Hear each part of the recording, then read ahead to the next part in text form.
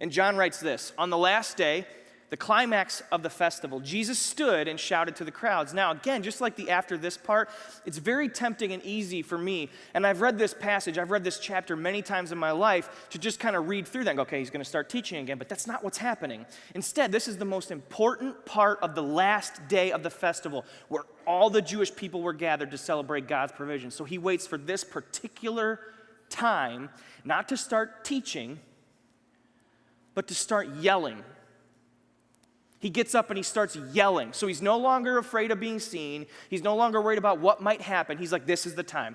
This is why I came. I don't care the fact that I've lost a bunch of people. I don't care that my brothers don't believe in me and that people want me dead. This is why I came. This is the thing inside, focusing on the inside that I'm here to do. This is my purpose. So he gets up and what does he shout? He says, anyone who is thirsty may come to me. Anyone who believes in me may come and drink. For the scriptures declare that rivers of living water will flow from his heart. So Jesus, at the right time, gets to this festival and yells those words. He looks at the people that are celebrating God's provision and says, you're looking for provision. You're looking for things that you lack. I am the provision. I am the things that you're lacking. And this is why Jesus upset so many people, because it seems like he's taken the place of God. You're celebrating God's provision. Well, I'm him, I'm God, and I have everything that you need. You're here actually celebrating me, and I'm going to give you something that's so amazing it will change everything. Jesus didn't care about what was happening on the outside. He never let the forces out there stop from what he had to do going forward. But what's interesting for me is I look at this and I go, yeah, but that's okay, that's Jesus. And he's supposed to be the Son of God, so that's easy for him. He knows what his purpose is, and it's easy for him to reject those kind of things because, he's the Son of God. And so I thought about who else lives this out really well, and I couldn't help. The first thing that popped in my head was one of my heroes. His name is Dietrich Bonhoeffer. And Dietrich Bonhoeffer was a German pastor and theologian that lived in Germany during World War II, during the Nazi regime. And he was a very vocal opponent of Hitler and the Nazis. So much so that when the German church, fell in line with the Nazis, he started his own church movement called the Confessing Church. And they were in stark opposition to what the Nazis, everything they stood for. He knew it was the mission God gave him to be that opponent of what Hitler was doing, so he did vocally, and they wanted him dead. So his family and his friends convince him that he needs to go to the United States, because there he would be safe. There he'd be safe from persecution, from potential death. So he does. He goes to the United States. And he lives there for a while. But shortly after moving there, he realizes that he's not doing what he felt like God put him on this earth to do.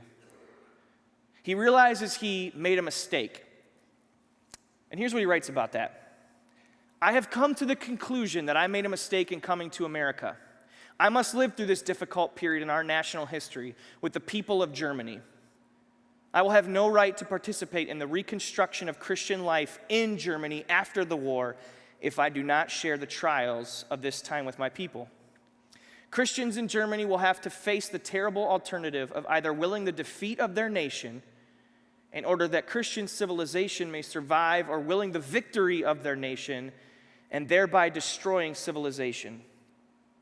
I know which of these alternatives I must choose, but I cannot make that choice from security. So even though his entire family and friends wanted him to stay in the United States where he would be safe, he could continue to write, he could continue to correspond with the church that was trying to prevent Hitler from doing what he was doing, but he could do it from safety.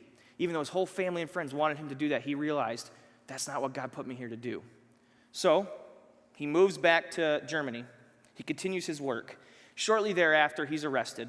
He spends a couple years in 3 different camps, and he ends up in the concentration camp in Flossenbürg, Germany. And on April 8th, 1945, Dietrich Bonhoeffer was sentenced to death. The next day, April 9th, 1945, at 39 years old, Dietrich Bonhoeffer was hanged on the gallows at the Flossenbürg concentration camp. At the right time, he died. 2 weeks later, American forces would invade that camp, and they would set all the prisoners free. 2 weeks later. Shortly after that, Germany would fall and Christian civilization would continue. Bonhoeffer would tell you, I can infer this from reading some of his stuff and reading biographies about him, that he died at the right time. And here's why. Because his last recorded words are some of the most profound I've ever read. Here's what he said. This is the end, for me, the beginning of life. This is the end, for me, the beginning of life. These are the last words that we ever have of Bonhoeffer. He said this facing death. Now, he would tell you the reason why God put him on this earth was to be a vocal opponent of what Hitler was doing. He had to help stop the Nazis. But that was his earthly purpose.